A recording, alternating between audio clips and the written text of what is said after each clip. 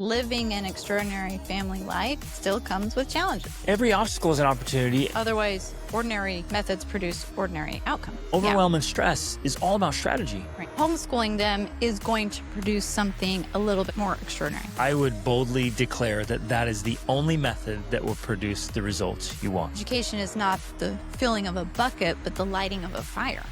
Ladies and gentlemen, welcome to the Extraordinary Family Life Podcasts. We're your hosts, Craig and Rachel Denning, bringing you the goods, all the goods that you need to create and live your extraordinary family life, whatever that looks like for you. Man, we live for this stuff. I love it. I think about it all the time. I obsess about it. How to help you create, design, live, and enjoy a middle-class marriage, a phenomenal relationship with your kids, incredible family legacy, epic dreams, even in the midst of trials and trouble and tribulation and difficulty. On the world stage or just in your family? Both, because it's happening on the world stage right now and it's happening in our family right now. We're just facing some challenges and difficulties. And in the midst of it, feel like you got punched in the gut and kicked in the nuts and you still think, man, life's still good. And we have all the things that really matter, right? Even when we're facing challenges. And I hate to burst your bubble here, but I'd rather tell you than you be surprised by it. When you chase big dreams, your dumb goals, demanding, unrealistic, meaningful, and bold, you will face some big obstacles. And things will not always work out joyfully. Well, and or easily. I think they work out if you make them work out, but yeah, it's not always easy. I was going to say, or I was thinking you were going to say, hey, I don't want to burst your bubble, but living an extraordinary family life still comes with challenges. And that's something that, at least when I started pursuing an extraordinary life, I somehow thought it meant, oh, you'd reach this point where everything was perfect. Yeah, no more problems. No more problems. Yeah. And that's, of course, not realistic at all because it's actually delusional. It's very delusional. Exactly. So the point is not to eliminate problems, but the point is to learn how to live in a way that the problems are worth it. Yeah. Because they bring you more of the things you want, enjoy, and love and appreciate. And that's just the nature of, I guess, growth and development and pursuit that, like we've always said, the obstacle is the way. The problems are how you become more extraordinary, and it's how you achieve everything you actually want. Yep. So problems are opportunities, not problems. They are, and every obstacle is an opportunity. And I guess, yeah, it was quite naive of us and kind of ignorant to think. And I think a lot of people think like this, like, oh, if I become really healthy and really wealthy, then I won't have any problems. I won't have any problem. And that's just not true. Life has problems. Nobody's getting through life without problems. So the point is then, and that's not just like, oh, great, settle into this horrible existence, life sucks, and then you die. It's like, well, you're going to have problems. So let's choose our problems. And, you put in the work up front. And so you just have different problems. And I would say better problems. I'd rather choose my problems by chasing big challenges than just have problems inflicted upon you because of poor health or poverty or horrible relationships. Like, it's just, let's choose the better, the upper level of problems. Yeah. And that is the major difference, I think, because when you are living intentionally, when you're pursuing extraordinary, we're saying, oh, you still have problems. But the difference is it's not problems that are inflicted upon you. It's problems you've chosen. And really that's where we're at. Like we've chosen the problems we have because of what we are pursuing. Right. And that's the biggest difference that makes it, at least in my mind, more worthwhile and more bearable because you're like, I chose this. Yep. And I was going to say our philosophy, but I'll own it. My philosophy has always been ready, fire, aim. Rachel's just kind of come along, sometimes willingly, sometimes grudgingly. Unavoidably. Exactly. And so we just full send on all of it. And sometimes you jump out and you're like, man, I have to make a parachute on the way down here. And I've got a timeline and a deadline, literally, or, whatever. You try something, you go big. And I've taught this for years, like that we ought to be pursuing goals and targets that are currently beyond our current capabilities. Because otherwise you stay stuck, right? Yeah. If your targets aren't bigger than you currently are, then you're always going to be operating within your current level. And you literally condemn yourself to that level of life. In order to level up, you have to purposely try to do something that's beyond your current capabilities. Mhm. And of course, when you try to do things that are beyond your capabilities, You realize how incapable you are. yes, you do. And there are consequences. So we're constantly chasing big dreams and It doing big things. We're, as they say, biting off more than we can chew. And so occasionally we have a mouthful and we feel like we're gagging and drowning. Well, I think the perfect analogy for this is actually our sheep because Greg, again, ready, fire, aim, he bought the sheep and then had to build the fence Again and again and over over. I months know. because the sheep kept figuring out all of the weaknesses in our Mostly the fence. goat. Well, it was Man, that definitely the goat goat was too. trouble. But, in some ways, that's a really good analogy of the approach we have taken again and again over Buy the life. sheep and then build the Buy the corral. sheep and then build the fence, right? And, Uh, some people think, no, that's You silly. guys are Why don't you just build the fence first, right? But the advantage of that, one, it creates a sense of urgency. Like, because it's so easy to be like, oh, we'll get the sheep after we build the fence. And then you put off building the fence. exactly. And so you never get the sheep. You never get the That's fence done. Thank you, babe. That's why I do this so often. So I'm like, we'll build the fence first. Well, then I would never build the fence. Right. You There's would no way. Because it took up all this time. So I'm like, It no, I'm not did. going to do that. But if my sheep are running down the road, I'm like, okay, I got to go work I on the gotta fence. work on the fence. So it creates that urgency that requires you to give time to making that a priority Yeah. because you already have the sheep. And so yeah, while we have taken this ready, fire, aim approach, a lot of times I think it works out the best because it creates that sense of urgency, Yeah. necessity. Plus, you also do get to enjoy the benefit of having the sheep along the way. I mean, it is fun to Kidding have me? the sheep. Chasing them around all the time, letting them I out leave every that to day. you, but It's because I'm so like, you fun. bought these sheep. That's your job.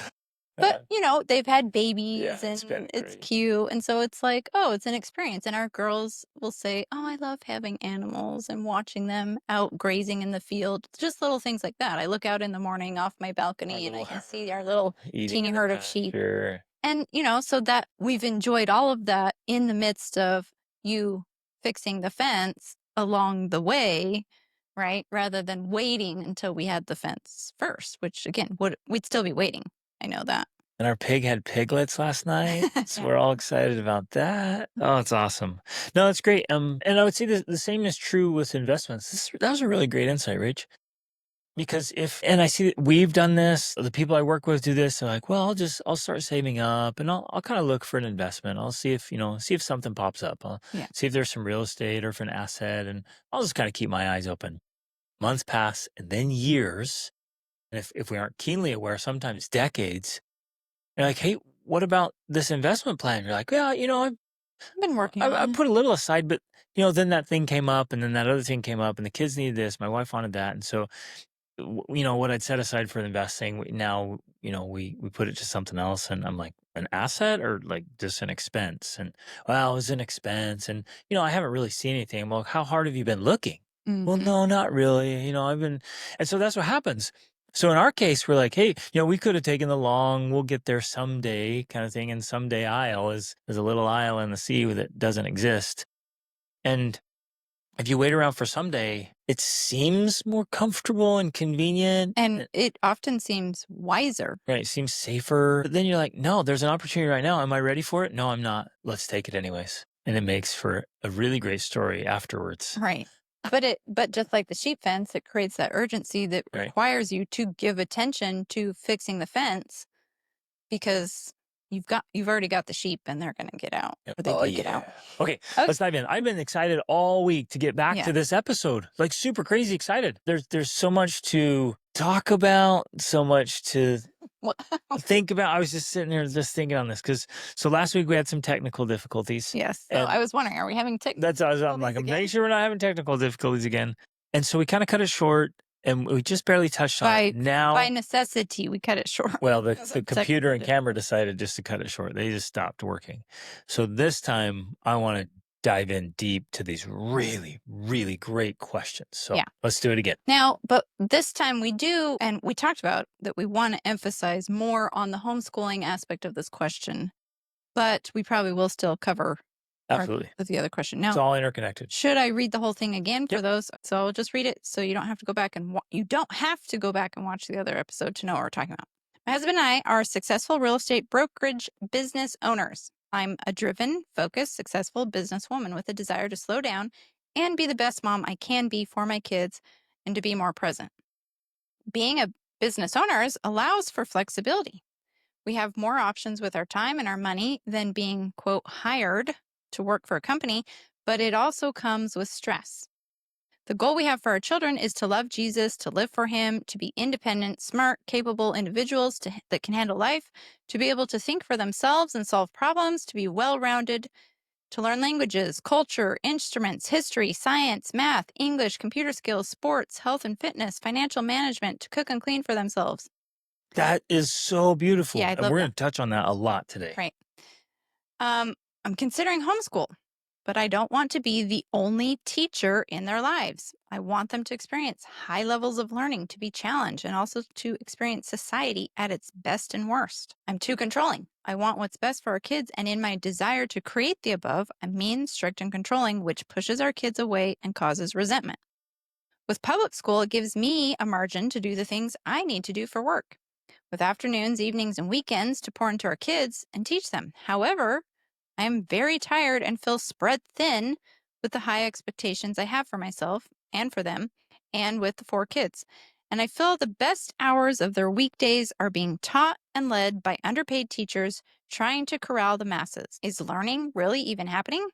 With public Nope. school, they get real social experiences in addition Nope. to learning. What I would like to consider is there a way where we can homeschool with a better quality education and still create margin for Yes. me to get work done Yes. and for my kids to have Yes. real social experiences that Yes. don't just revolve around extracurricular activities. Yes. Again. Homeschool kids can be awkward kids. Yes. I don't That really want socially awkward I'll kids. just jump in right there. That's because of the parents. It's not because they're homeschooled. It's because of the parents. And the way you can test that is like, wait a minute. Are there awkward kids in public school? Wait for it. Yes, there are. And I came to that realization when you and so I was actually, I was working as a private public school teacher and a private school teacher. I was involved in all of that early on when we first married and we were homeschooling. We were considering homeschooling. Well, And I'm yeah. like, I don't want my kids to be awkward and weird. And I was going and teaching and I was like, hold up. I got I got dozens of really awkward, weird students that have been in public. And so I started asking him, like, hey, Were you are guys you homeschooled? homeschooled? Like, is this your first time in public school? They're like, no, I've been in public school my whole life. I'm like, it's not public school then. It's not the system. I'm like, well, what is it? Because there were some homeschoolers that were solid. And when we first started teaching, it was in a community that had a lot of homeschoolers. And this was 22 years ago. And so I wanted to see them. Like some of them were absolutely solid and some were awkward. And then public school kids, some were solid and some were awkward socially. I'm like, what's the determining factor? And then fortunately I got to meet all the parents as they would come in for whatever reason. I'm like, there's the common denominator. So if you want Parents your are. kids to have social skills, you have to have social skills and lead them into that. Yes. Okay. Tangent. Back to the question. I don't want super sheltered kids. I want them to be well rounded. I'm afraid if I homeschool, I will be overwhelmed. I would rather be kept at a distance to save them from myself.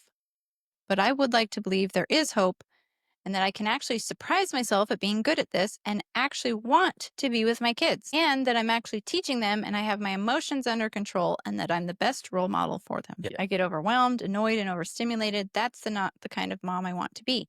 And that is not the kind of teacher I want for my kids. I want to be good at this. I want to be better. I don't feel I have enough time to improve on myself to be the mom and teacher I need to be for my kids. I'm super raw, vulnerable, and holding back tears as I write this, and I want to believe I can have an extraordinary family life. Yes. Man, every time I hear this, I I'm know, like, it's so I want to give her beautiful. high fives and a hug and be like, this is the best. It's beautiful. It's amazing. And we really went in the last episode into the points about being overwhelmed, annoyed, overstimulated, the the necessity of connection and of setting up time chunking and blocks So and systems and strategies for that. So to reiterate that, it's all about strategy. So yeah, overwhelm and stress is all about strategy, right. because overwhelm and stress only happens in our heads, and it usually happens in our heads when we're not really clear about our strategy. Hmm. But if I have an awesome strategy and a great system and a plan, and I honor my plan, I don't there feel goes overwhelmed. overwhelm and stress, Right. and all the accompanying consequences that she mentions about, Yeah. oh no, now I have to be controlling, or oh then I get Yeah. upset, or I can't control my own emotions. All of that is just a result of not being strategic enough and not having the Right. systems in place. So we discussed that in the last episode. So please go back and listen to that so you can hear those strategies.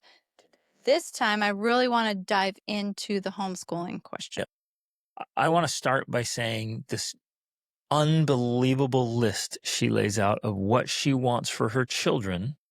And I want you to reread it in a second so it's fresh in our heads. So when you get the desired outcome, you have to, absolutely critical, you attach it to a corresponding method. This is where a lot of people fail in life. They want one thing and they choose a method that doesn't create that result.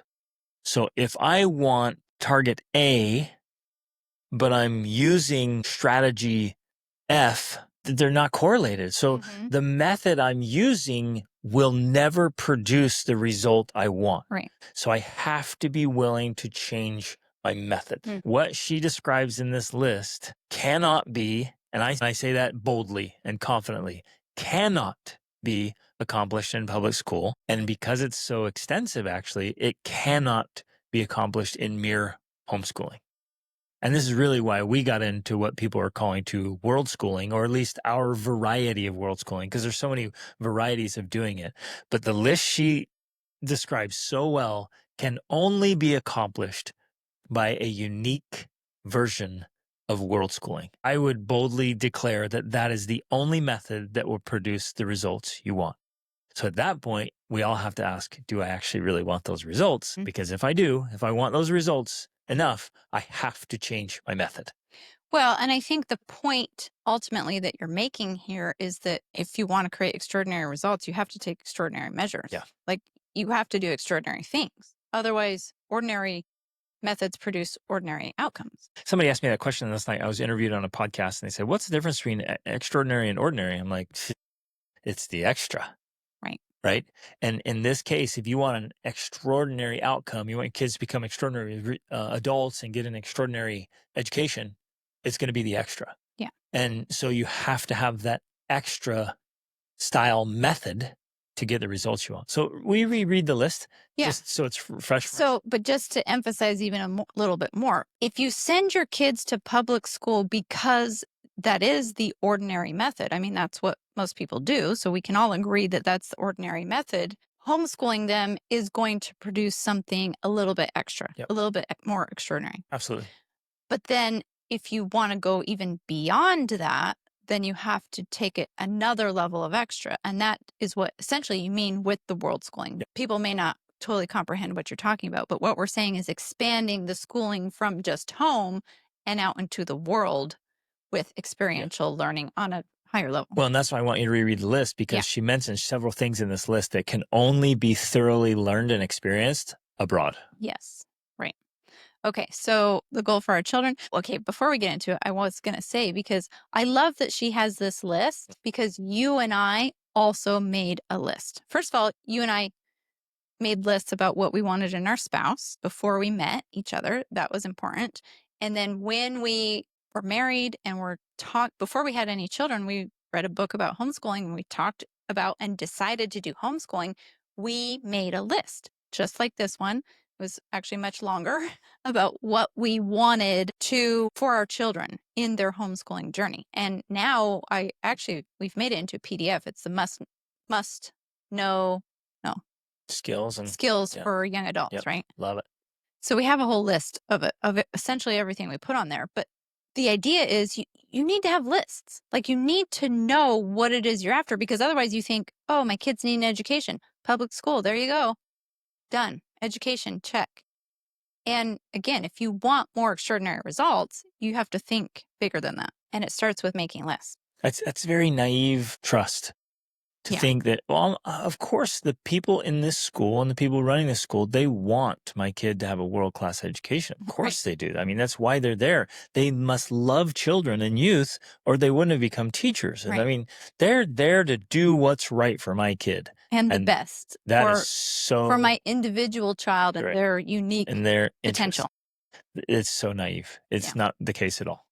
To love Jesus, to live for him, to be independent, smart, capable individuals who can Well, handle life. just stop right there, even. That's Like, very yeah, complicated right that's there. so complex. And there's no way that's happening in public It school. does not.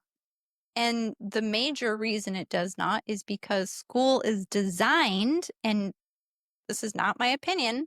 This is the research that's out there that's proven, that's backed up the history of schooling.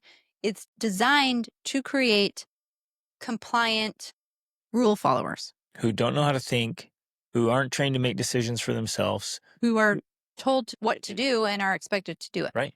Now, it's specifically designed that way because, first of all, the original school system, the idea of the public school system started back in Prussia, and they were trying to raise soldiers, basically. They wanted them to have basic literacy skills and whatnot, but also to follow orders. Yeah. That model was brought to the US specifically during the industrial age so that they could raise the literacy rates of the population and prepare them to work in factories. Yeah. So it is very much built around the idea of sit still, do what you're told, follow instructions, go here when the bell rings, go there when the bell rings. Like it's all very Yeah. intentional. It's created that Has way. Now, before zero that, concern or interest in each learning no, style, learning right? ability, interest, and nothing to do with Talents. that. Before that, if you were educated, it happened at home and it usually happened with tutors and mentors. That homeschooling was the original, right? And then public school came into being. And then, of course, now we call it government school.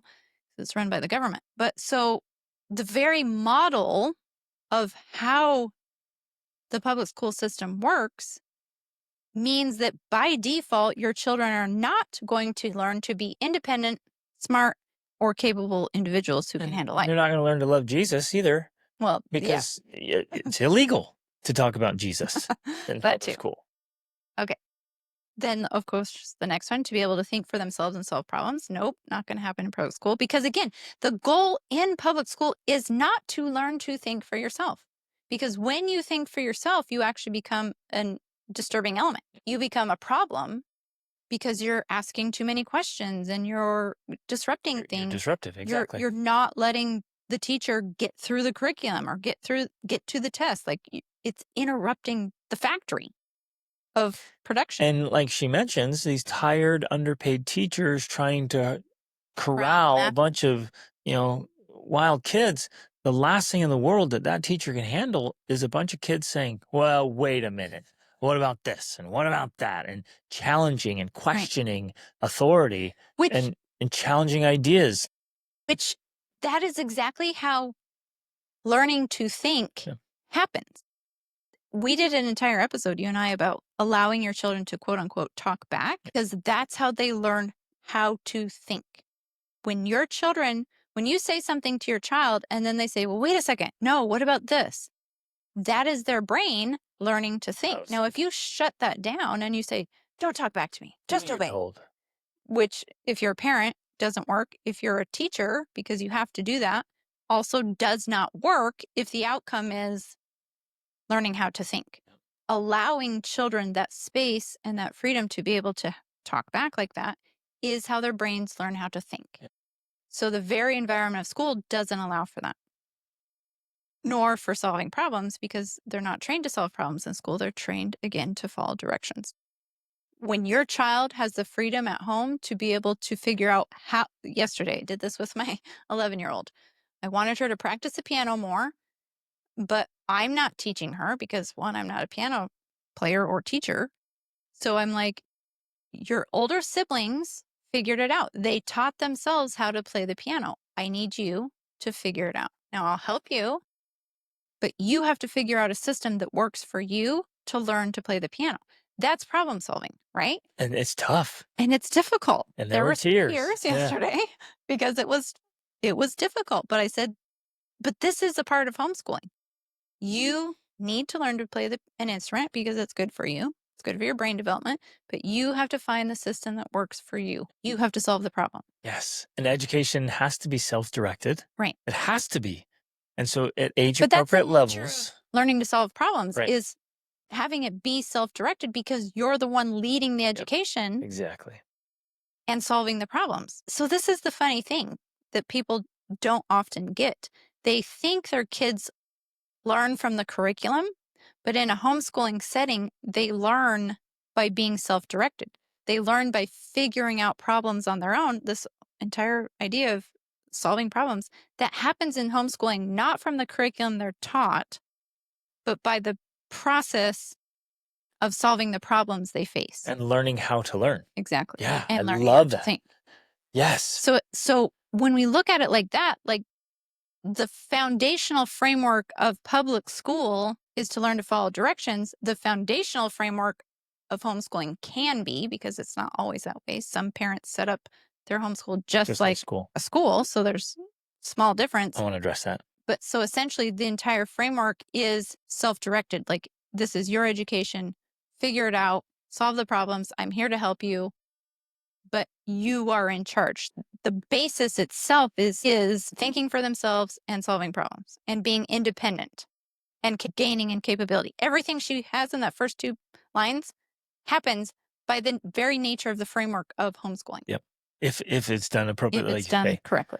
So one of the fundamental problems is that we've all, been born into this system that is relatively young in the history of the world, but it's pretty old compared to us.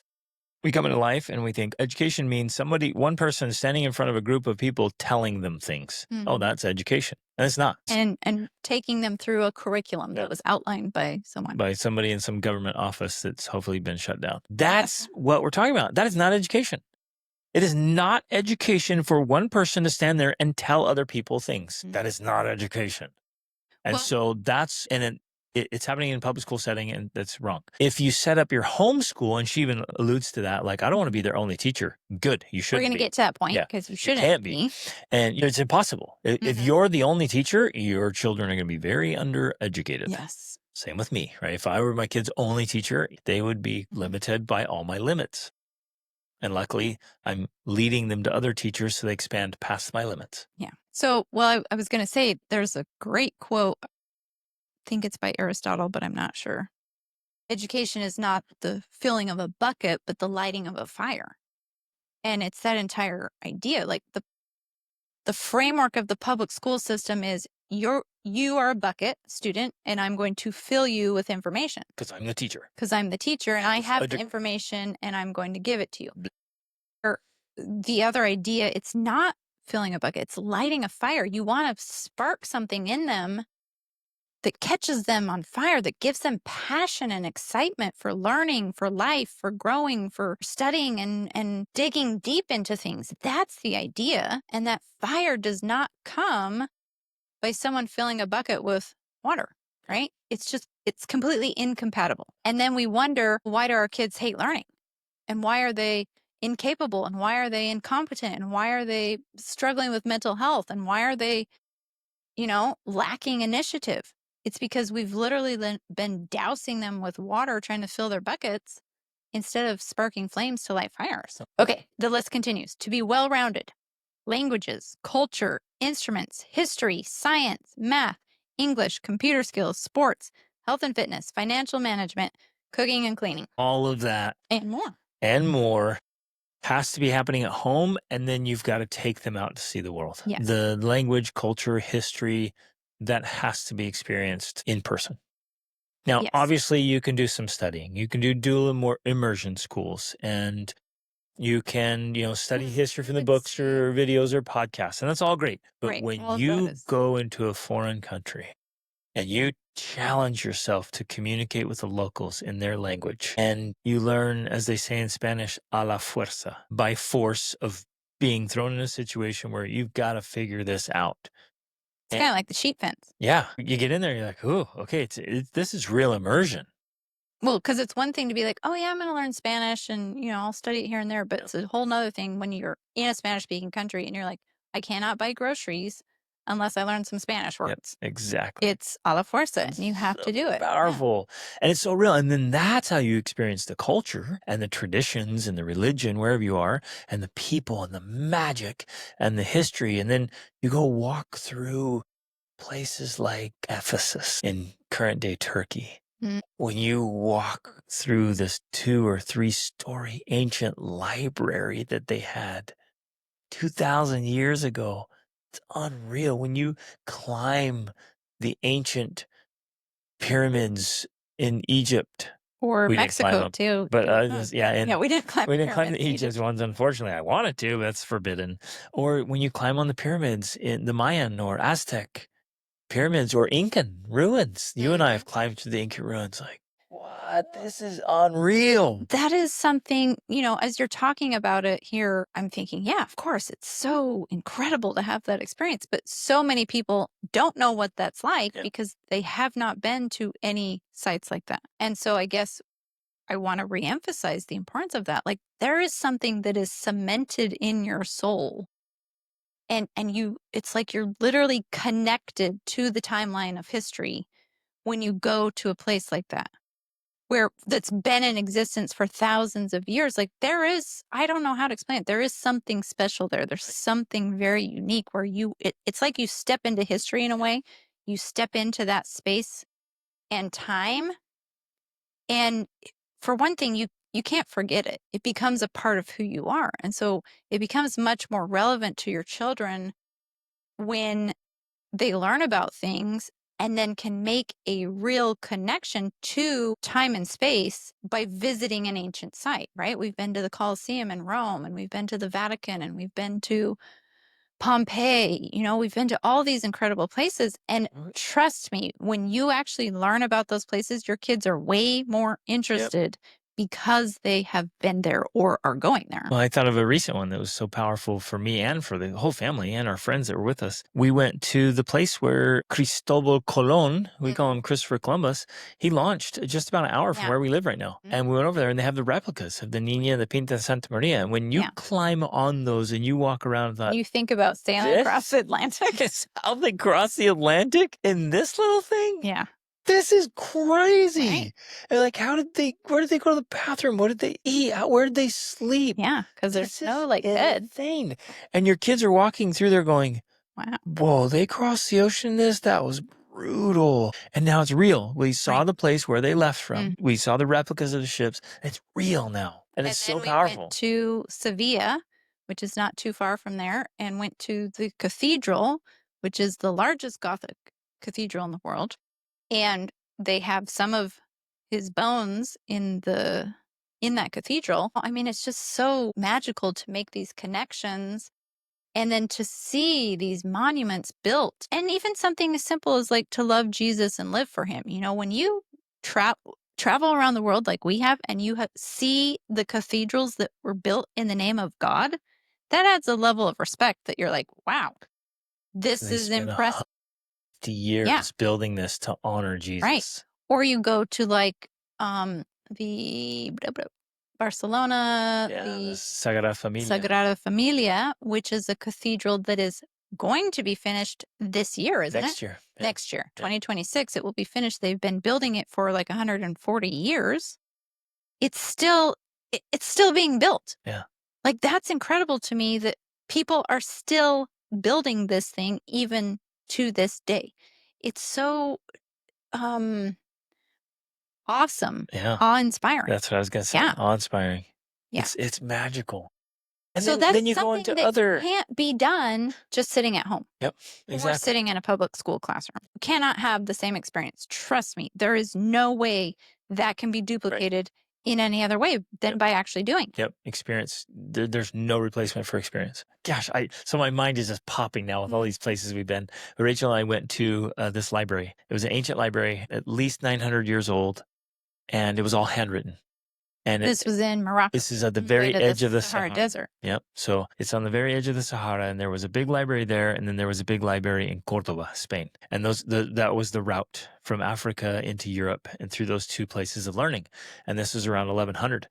And if I remember right, at its height, it had 1,000 volumes of handwritten books, Scrolls. scrolls essentially. Well, and books too on Some every books, yeah. conceivable subject, Mm, medicine and biology and mathematics. It was all there. And the handwriting was exquisite. mhm, Like the best printers and designers had created it with the design on it and the art and the beauty and the wonder. mm, And it was unreal to stand there and think these are at least 900 years old, and these centers of learning. mhm. Can you imagine 15,000 volumes just in a little library at the edge of the Sahara Desert where travelers would come through and learn? Oh man, it was so cool. Yeah. And to experience things like that is just life changing. So if you want the things that are on that list, and I hope you do, I hope everybody listening does, then you have to do more. You have to So do the much extra. more. Yeah, you got to do You the really do. extra for the extraordinary. But okay, so then she continues. I don't want to be the only teacher in their lives. I want them to experience high levels of learning and to be challenged, and also to experience society at its best and its worst. So Excellent. this is kind of, That in a requires way, travel. well, but in a way, this is kind of her protest against why she doesn't want to homeschool, because she thinks if I do, I'm going to be the only teacher. They're not necessarily going to get high levels of learning from me. And plus, they're not going to see the best and worst of society because they're at home with me. But like we've already been saying, all of these are essentially addressed. Well, not necessarily all of them. The high level, well, I'm going to talk about that in a minute, but to be challenged and to experience the society and best at worst, that also happens when you're traveling. Yep. Like that for sure happens. You get to confront every interaction you have, from the hotel desk clerk to the taxi driver To to the guy on drugs. and Wait, drugs in the subway, to like, you see society at its best and worst when you're out traveling just by default. just go to any major city and you see Yeah. the best and worst of Right. society. Yeah. And so, yeah, if you are just homeschooling and you're sitting at home, you're right. They're not going to be exposed to all of that. Right. But that's why you have to But do the extra. but nor will a child who goes to public school. They're going to see some toxic, weird crap going on in the school, but it's like that's not even a good representation of society. It's Right. just this weird little I think it petri could dish of be. weirdness. I think it could be, because you're going to have good people and bad people. You're going to have the best and the worst. So I think in some ways, to support her argument, yeah, I could see how sending them to school would, It's a warped version of it. in a way it is, I Only think because so, it's because all it's people of a similar age. Where, right. where does that exist in society? Yeah. It's Except in government unnatural schools. in that form Yeah. because it's peer group based, Yep. and that's not real to real Anywhere else. life, Yeah. because that's the only place it really exists. Right. Even in a workplace, you're generally going to have more diverse peer groups Yep. than that. So it is unnatural that way. I agree. And I think because of that unnatural peer grouping, it does produce those toxic outcomes you're Yep. talking about. Because we have noticed, traveling the world and interacting with thousands and tens of thousands of people, that public schoolers tend to always be a little more harsh, mean, bullying. There's more of that occurs. And And I think that insecure. happens. And They're just insecure. they're Yeah. edgy. It's not a They healthy lack social confidence. environment. They Yeah. lack esteem. They lack self-esteem. They're And doing I think everything that for comes, peer approval.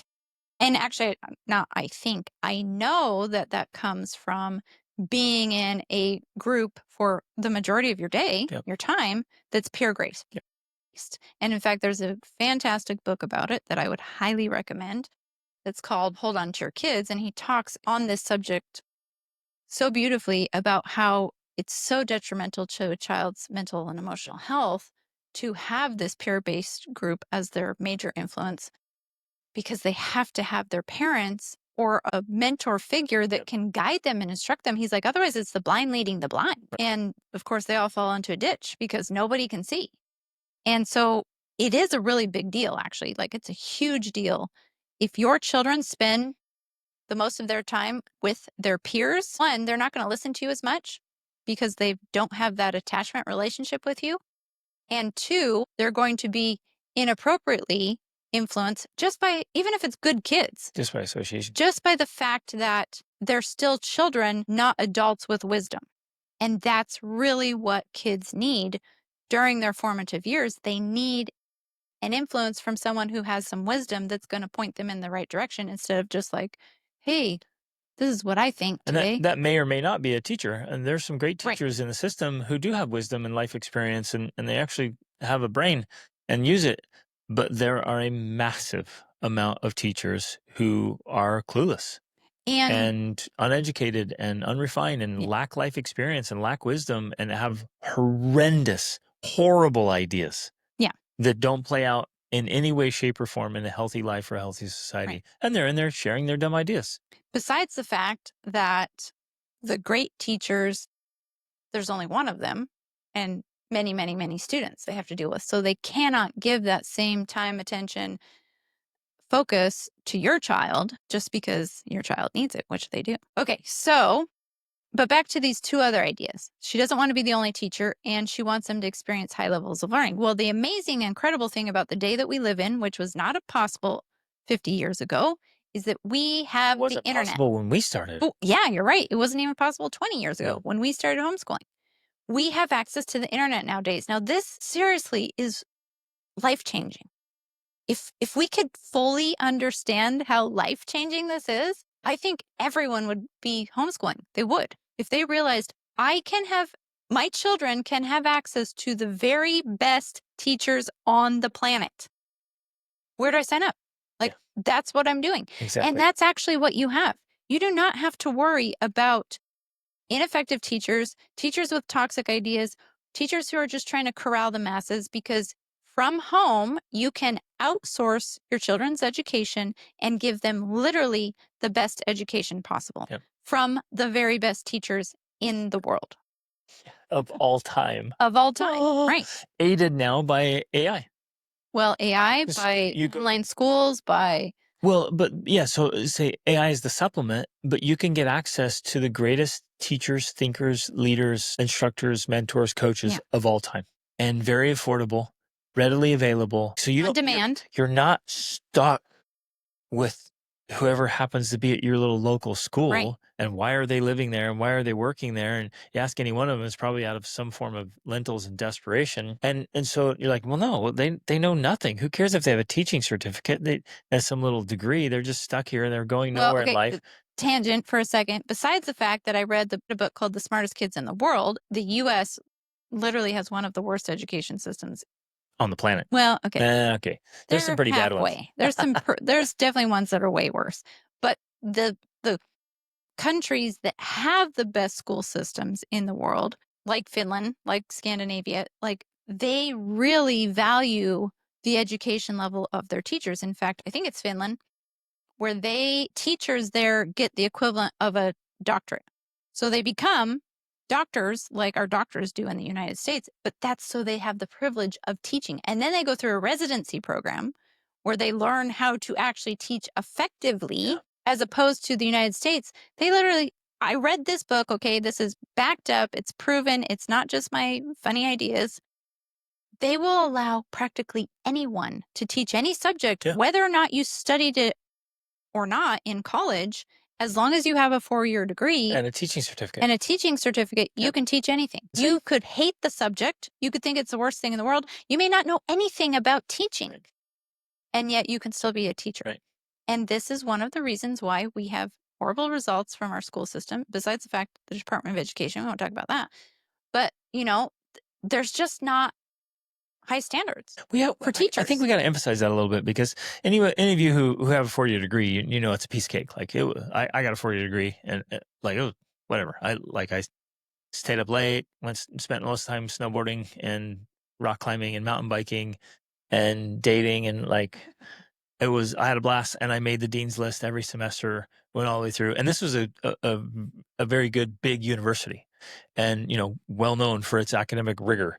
And I'm like, now obviously, I mean, it's easier for me than for some people. I love learning, and learning it comes easily to me. But I flew through there. I'm like, okay, that definitely wasn't hard enough to qualify me to be a teacher. Then, in addition to that, I went through a 2-year pedagogy program, like learning how to teach. That was what was critical. Right. I learned how to teach for 2 years, Because it's a skill. where, a teaching certificate is just a couple little things, and Didn't you're you through. It's once go crazy. through a teaching course from the public school system? And like one of the things they told you was like, make sure when you erase the chalkboard, if you do it like this and not like this, because otherwise It your butt wiggles your butt. shakes and the kids laugh at you.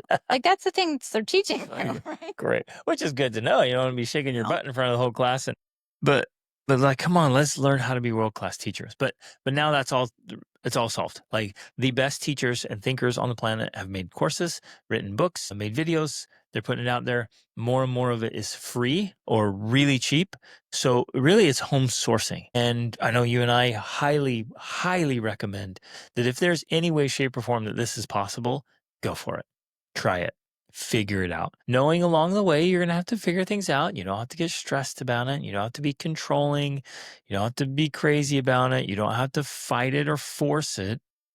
You just set up systems and strategies. Say, look at these resources. It's good stuff. Like Neil deGrasse Tyson for science and physics and astronomy, and the Peterson Academy Well, yeah. So across the board. obviously parents are going to be like, well, wait, what are those resources? And, I should compile a complete list, but just off the top of my head, my kids currently use Acellus Academy. There's, of course, Khan Academy.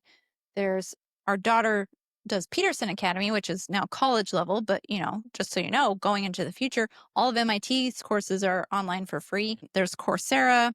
There's another one I think it's called like Edu Academy or something. There's Quill for grammar, quill.org. There's, I don't know, on and on. Like there's so many. There's every I'm having level. a hard time even Yeah. thinking of them all, From but the little ones and up. masterclass.com, Yes. so there's so many resources out there. It does take some work. Like I think the hard part in this case, especially if you're just starting out, is doing the research to figure out what all the resources are that's available. There's Monster Math. There's another one that was actually started by Elon Musk that's a online science and math school. Anyways, I will put together a list and I'm going to make that available because that's valuable. But the point is, it's out there. Well, and okay, at this point now, you can also just jump on AI, just jump on Yeah. Grok and say, "Hey, I Or have Chat I have a GPT. 9-year-old. I want to do some homeschool, and I want to just have what are the best resources available?" They'll Right. kick it out in less than 30 seconds. That's You'll what have a phenomenal list. That's what I did yesterday with my 11-year-old is that we were talking about the piano. And I'm like, okay, you're going to have to figure this out. But I'm like, let's use chat to help us come up with some ideas. And so I said, my 11-year-old wants to teach herself piano. What are some resources? It gave me 6 right away. And so we looked through them and then she picked the one that seemed most pleasing to her. Right. And so that right there is a tool you can use to help you in your homeschooling, in being quote unquote the teacher or administrator of your own homeschool. In fact, using chat or Grok are fantastic ideas because then whenever you're stuck, you just can ask for that. Like, what do I do? How can I help my child learn this subject? And it's going to come up with a ton of ideas. So yeah, that's a great resource right there.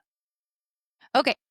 So then she talks about being controlling, which I think we'll talk about in a minute again, but she brings up this very important and relevant point that makes sense. And I understand with public school, it gives me a margin to do the things I need to do for work. Right. So I get that.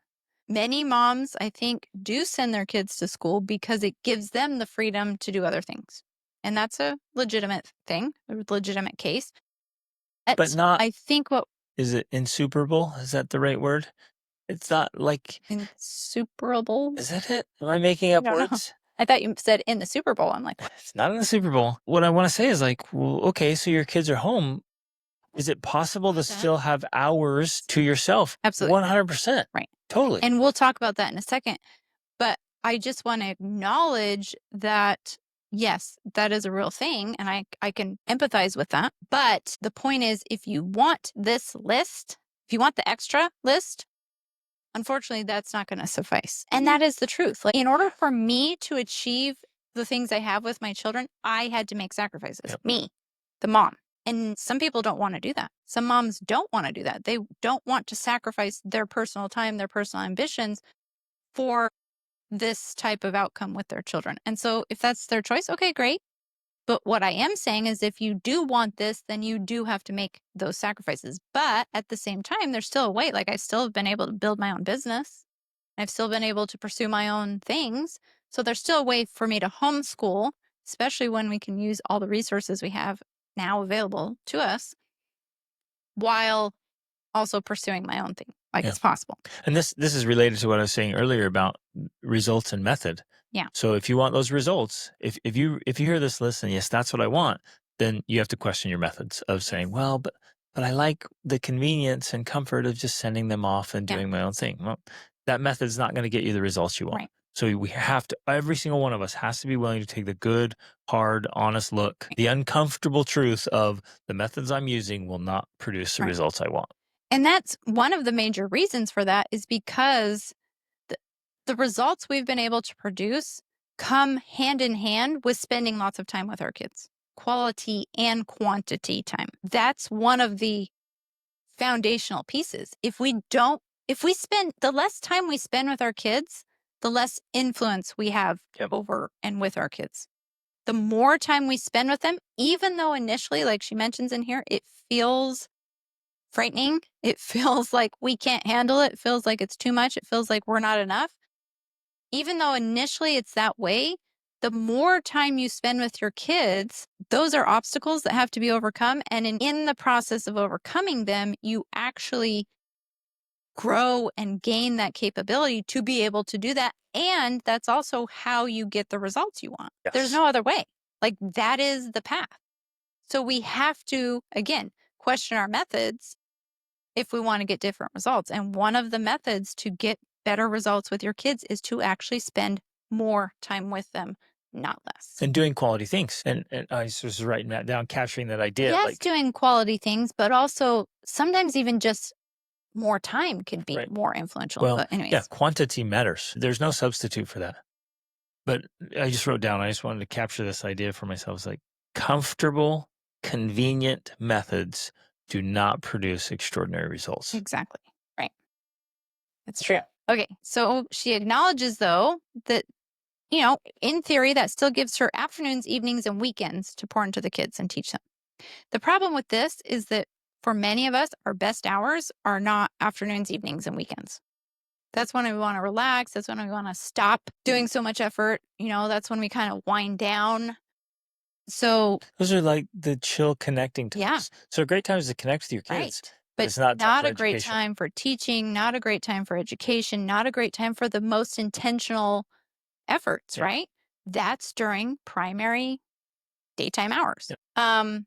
And as she says, I'm very tired. I feel spread thin with the high expectations. Yeah, that's very natural and normal. I am in relax mode in the evenings. And I think that's true for you. Like, Ooh, the evenings, right. I'm not doing And afternoons, weekends, like that's when we want to relax, not give our best to our kids. Okay. Yeah. So I feel the best hours of their weekdays are being taught and led by underpaid teachers corralling the masses. Is learning even happening?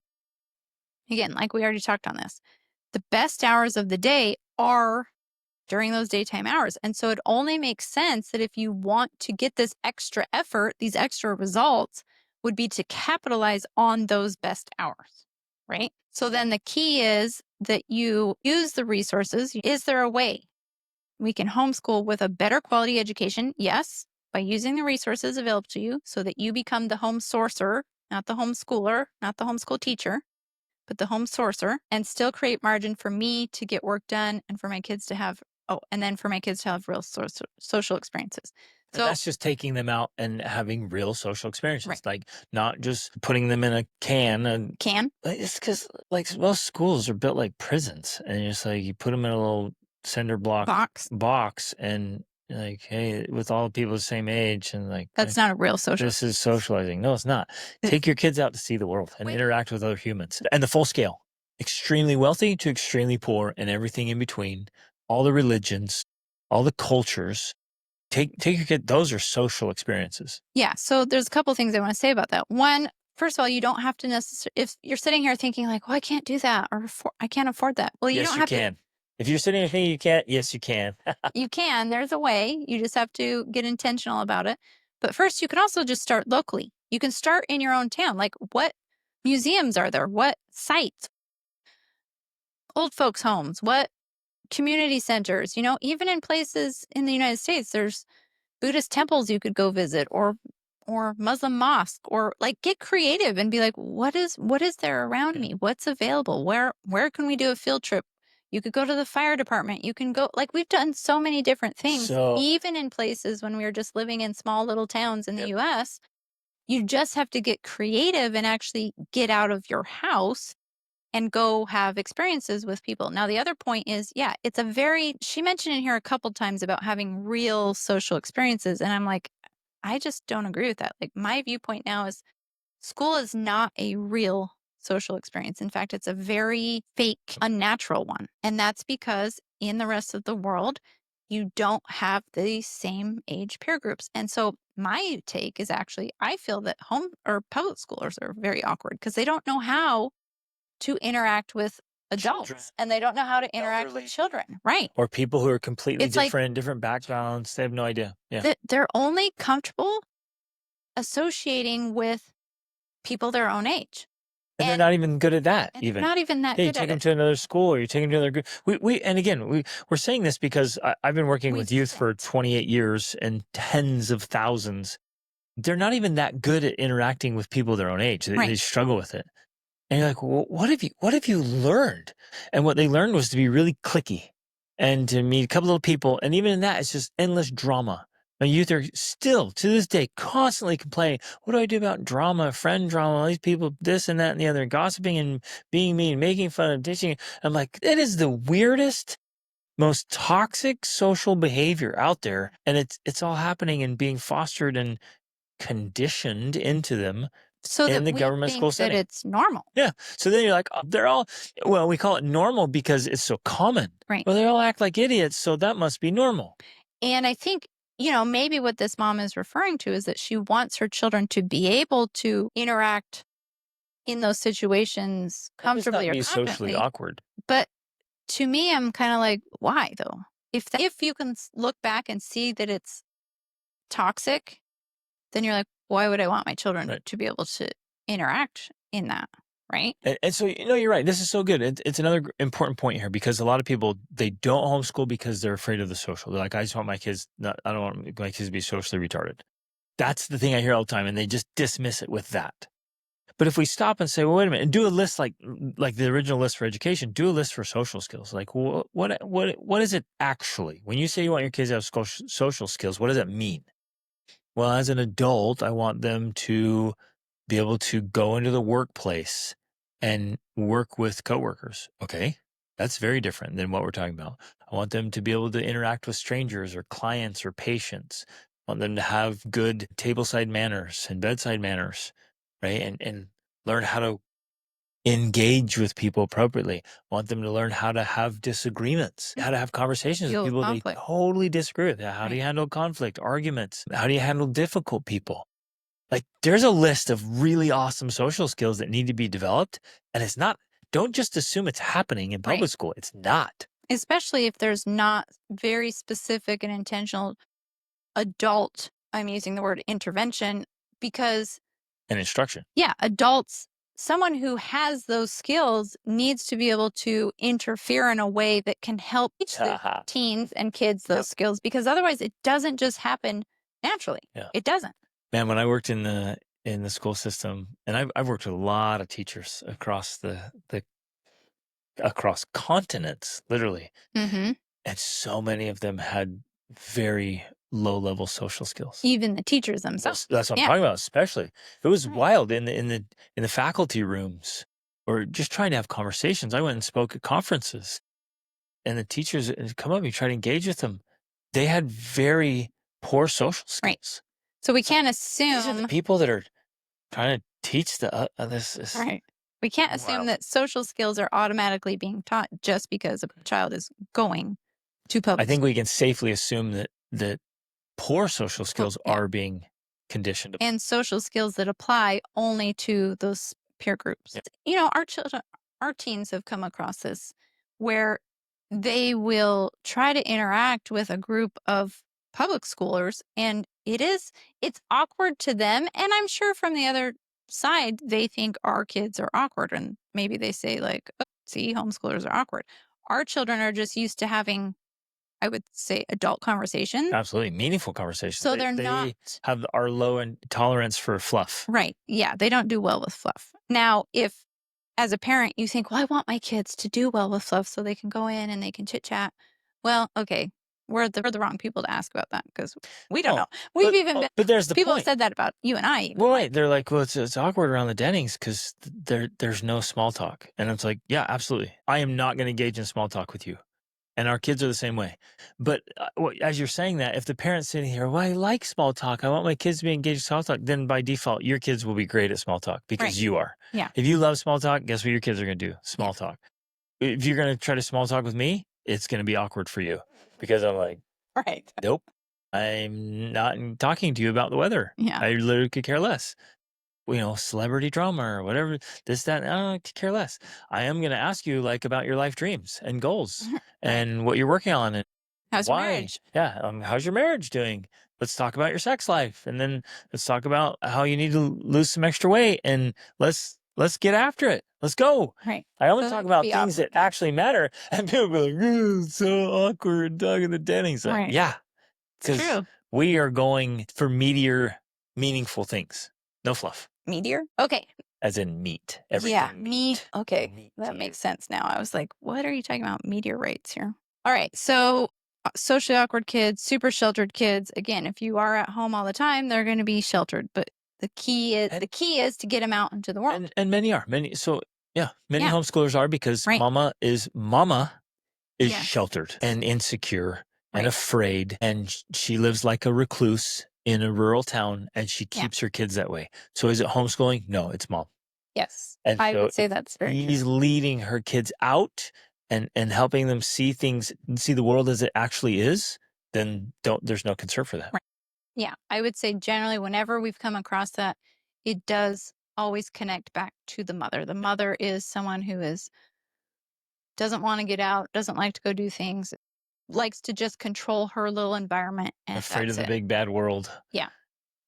Um, Got to question your methods. exactly. I would like to believe so I keep them at a distance to save them from myself. Back to this idea though, the only way through is through. The obstacle is the way. Yes. So if you're afraid of this, the only way to do it is to do it. Okay, this is so powerful and so good for all of us. If there's something I don't like about myself, the response is, well, I'm going to keep my kids over there so they don't pick this up, instead of, I should change this about Right. myself so that my kids don't pick it up. Exactly. Again, change the method. Right. So if there's something about me that's weak or not great, and I notice it, so I notice it in myself, I know my kids will pick it up. So what do I do? Do I keep my kids away from me? Do I try to hide and cover up this thing? Or do I just fix it Mhm. so my kids don't pick it up? Right. And that needs to be our approach. Fix it. So if I have a temper, and I can talk about this because I did it, I had a crazy temper. If I had not gotten rid of my temper, guess what my kids would have? They would all have crazy Yeah, they tempers. would. Yeah, they would have crazy tempers. And I would be like, what? I inherited this. It's But because I have red hair or whatever. And they would instead, scream and no one in our family has a temper none because because I eliminated my temper. you never had a temper. Yeah. And whenever Rachel gets mad, she does it privately. I just get mad at Greg. Just kidding. Okay, so Actually, you get mad, and I'm there just to kind of shield and receive all of the bad. I rarely direct my anger at my children, even if sometimes I feel like they contribute to it. Right. But and I think the And reason this why, actually is how it should be. well, Like yeah, I'm on the receiving end. As you're processing out loud and yes, feeling all the emotion, I take it all right. and then I just throw Well, it away. let's I'm talk not about going to this for a absorb it. second because it's important, and I think it connects into her additional points. I get overwhelmed, annoyed, and overstimulated, frustrated, Yep. angry, all of those things. In an ideal situation, for the most part, children should be sheltered from adult emotions, at least age appropriately. Yep. Now, it is also appropriate and helpful at times to share measured amounts of your emotions with your children so they understand that you're not just like a robot Right. and you have no feelings. Right. And sometimes that You helps. never experience all the Exactly. emotions and feelings of life. Right. And sometimes my children actually learn empathy or understanding or whatever by seeing that their behavior can cause me pain, right? So that's an appropriate thing. But if you want to have this extraordinary type relationship with your children, because in these relationships, we're the adults, Sure. you and I, the parents. We're the adults. We are the ones who need to be bearing the burdens. We are the ones that need to be managing our emotions. We are the ones that need to be handling the problems, not throwing it all, venting it all, vomiting on our children. That's just not appropriate, nor is it healthy. And they are not built to be able to handle that. Yep. In fact, the prefrontal cortex isn't even fully developed until the age of 25. So, younger than that, your children are not meant to bear your burdens. Yep. That's your job.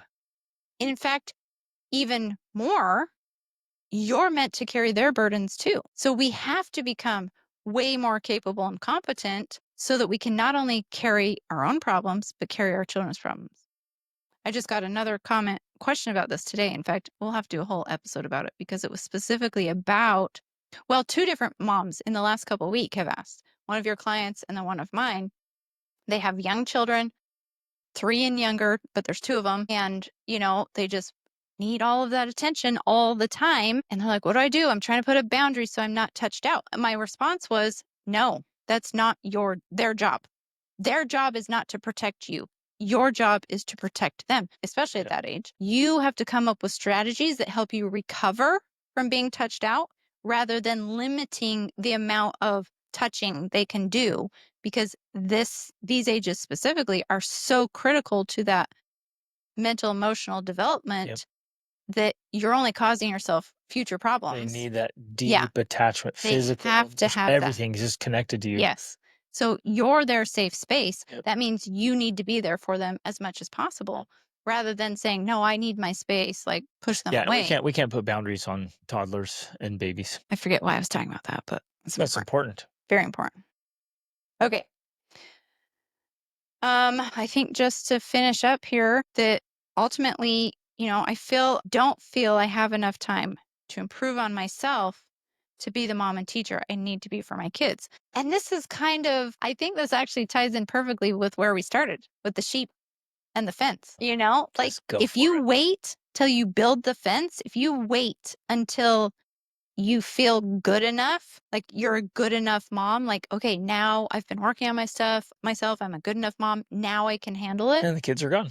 Now, literally, the kids will be gone by the Yep. time you get to that point. The only way through is through. The only way is to get the sheep now and build the fence as you go. Yep. Like it really is. Yeah, I love that. Pull the kids out and Yeah. figure it out. So if you want to homeschool, if you want anything on this list, if you want the extra, the best way is to just do it. Just go for it. Literally pull them out and start figuring out. And that's how I did it. Like many times I'm like, okay, I don't know what we're doing. We'll figure it out. I don't know how you're learning what you're going to learn, but you're going to come home and we're going to spend time together. We're going to have a relax. Because the other amazing part of homeschooling is just the lifestyle piece. Like everything in life becomes a part of the curriculum. So you might even start by like, wow, you don't even know how to make your bed. Let's start there. Wow, you're not brushing your teeth very well. Let's start with brushing your teeth. Like that's the curriculum today. You don't know how to make yourself breakfast?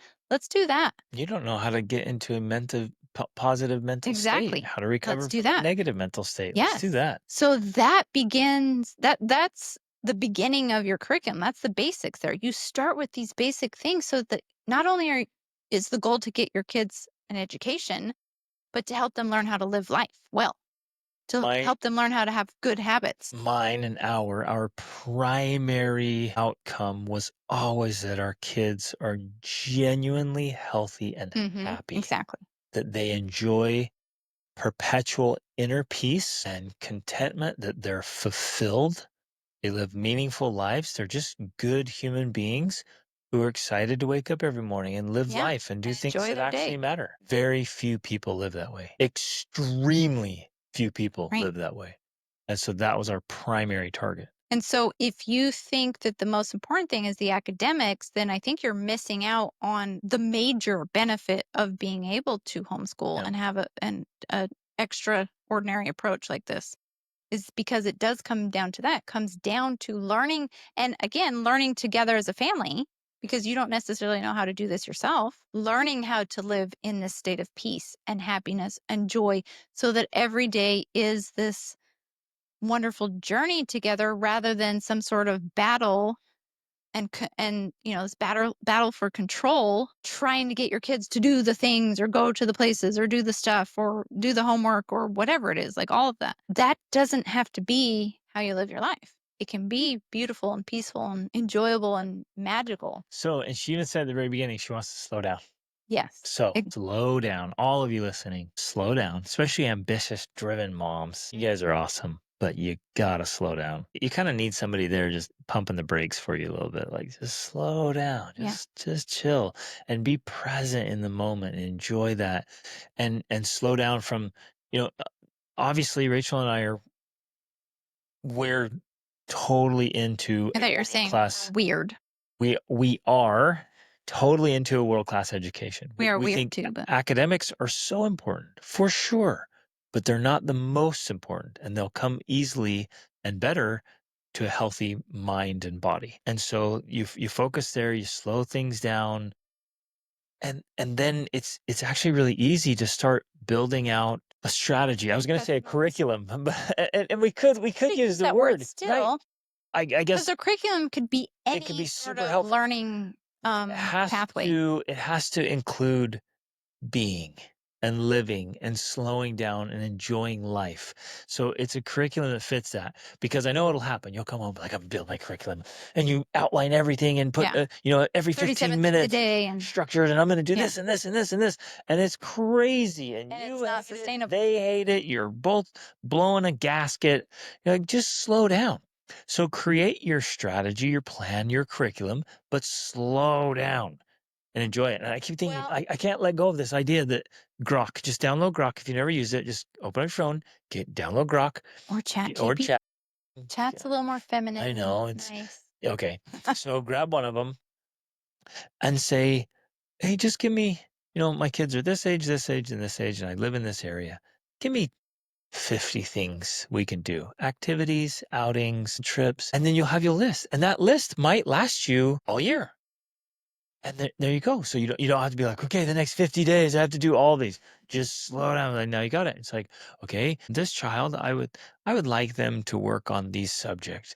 Give me some activities, some learning activities. Maybe make me a couple of worksheets that I could print out. Little Well, activities. What are some options? What are the resources available online? There's so much. So you literally have the most brilliant PhD right there saying, how can I help you with your right. home education and world schooling Yes. strategies? Okay, so I'm dying to say things here. What if I have more to say? I know. I have to interject now, though. So one of the things, though, actually, there's a couple things I really have to say. One of them, though, is in order to, I think, be the most effective, it's best to follow your children's interests. Hmm? So, the worksheet thing made me think of it. Some of my kids hate Right. worksheets. And some Some of love it. them love. Yeah. So just this whole thing, like print out a worksheet, doesn't necessarily work with Right. every child. If your kid wants to do worksheets, fantastic. Yes. Print out some worksheets for them. If they don't make them do worksheets, because they're just going to hate doing school at home. And then you're going to be like, see, I tried it, Yeah. I failed, and I have to send my kids back now. And most boys hate worksheets. Yeah, And so you'll say that. So I have a 10-year-old boy. He can't stand worksheets. Give me some other ideas exactly. of Right. activity, hands-based things that he can do. Yeah, exactly. The other thing I want to say, and again, we're really just throwing out a lot of ideas here, but that's because it's meant to spark ideas for you and spark inspiration and some passion here. I have heard, and I've used this myself, that one of the best approaches, if you're brand new here and you haven't done homeschooling or it's been a while, one of the best things you can do is a period of time that you can call either deschooling or unschooling. And it's essentially like you don't need the curriculum, you don't need the schedule. It's just like, whoa, let's all just take a break to recover. Because I'm going to say this, a school life is literally crazy. Like, I don't know how people do it. I really don't. We have such a beautiful, slow, wonderful life, morning routine, like just rhythm. It's so wonderful. I don't know how people do it where they get up early and get their kids out the door and it's chaos and it's mayhem and it's crazy and it's stress and it's yelling and it's crying. That is no way to live for me. I don't get it. And I could not do it. It's so hectic. It's so hectic. Yeah. It's so crazy. It's so unhealthy mentally, emotionally, physically. Like, literally, it's physically unhealthy for a child to get up that early. In fact, it's best for all people to not wake up to an alarm at all. That's honestly the best way to live. If you don't have to wake up to an alarm, and that's how we live, you just wake up when your body wakes up. And it's amazing how your body gets into this rhythm where it usually wakes up at the same time. You don't need an alarm, but you don't jolt yourself out of a sleep by some alarm because you just wake up when your body's done resting. That's how children are meant to live. That's how we're meant to live. Yeah. And it's so much healthier that way. So, part of this process of, again, homeschooling is not just about the education, it is about the education, the full holistic education. It's not just about the academics, it's about learning to live. So if you have a period of time where you de-school, like, let's just figure out, like, let's recover from sleep first of all, right, and actually get some sleep. Let's figure out our own body's rhythms and our family's rhythms, and, like, what do we want to be doing and how do we want to be spending our time, and what would we do if we didn't have to do all the things we have to do, right? Now, part of this, it only works if there's not a lot of tech or devices, because otherwise your kids are going to be on their devices the whole time and that's what they'll be doing, and that doesn't count. That's not unschooling, that's not deschooling, Right. that's dangerous. It's just endless entertainment, Exactly. visual trash. So it has to be, I would say, as much as possible device free, but it's a period of time of just really seriously reconnecting with yourself as a mom, them reconnecting with themselves as individuals, And reconnecting with the love and of learning. So reconnecting listening to books and reading. and reconnecting as a family, right? So I think that's a beautiful, wonderful way to start a homeschooling journey. Low pressure, no pressure. And you get to then introduce things along the way as you feel inspired to do. Like reading, like, okay, let's read a book together. Or let's start reading every night. Or let's start doing crafts from the books we read. Like we read Little House on the Prairie, and then I got the Little House on Prairie cookbook and we made stuff. It's like very natural and very interest driven. You're following your passion and interest there. It's that spark that we talked about. You're lighting the spark that sets the fire, not just trying to fill their heads with information. And those of you who are overachievers or just high achievers and you're driven and ambitious, you might be sitting here wondering, like, what about academic rigor? That'll come. Yes. It'll come at the right time. And usually it's not the right time until the later teen years. That's when there's a time for academic rigor. And you're like, but my kids will be behind. And oh, what about this? And I want them to, XYZ. And we get caught up in all these social expectations of all that. Just chillax, make sure they love learning. And on their own, when they hit those teen years, they will start learning like crazy. Well, They'll chase it down and do the hard work because they love learning. yeah, that's what I was going to say. I mean, I think really the right time is when that's what they want. Yep. Because it's never the right time if you're forcing them to do it. Yep. That just doesn't have good outcomes. So it's something they want. And you think, well, they'll never want that. They will. If Yeah. you set up this type of environment where the love of learning is natural and a part of their life, and not all of them, because not all people are academics, and that's okay. But the ones who are, like, they're going to dig into that and thrive with that because they love learning. My 18-year-old she loves learning. She loves studying. She's taking Peterson Academy. She just asked me the other day, she's like, how do I really become like a scholar on this subject? And I'm like, okay, girl, that's fantastic. Yeah. That's what she wants. She's asking for it. And it's because she has that foundation and that love of learning. Awesome. Okay, go for it. Full send.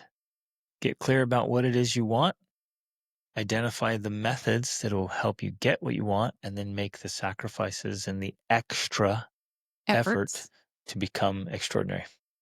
Love you guys. Again, Rachel has tons of resources on this, tons. So it's all built in there, and this is what we do. We have our resources. Um, jump in there, get the stuff, join the groups, do whatever it is you need to do to help create the extraordinary family life that you long for and live for. Love you guys. Reach upward.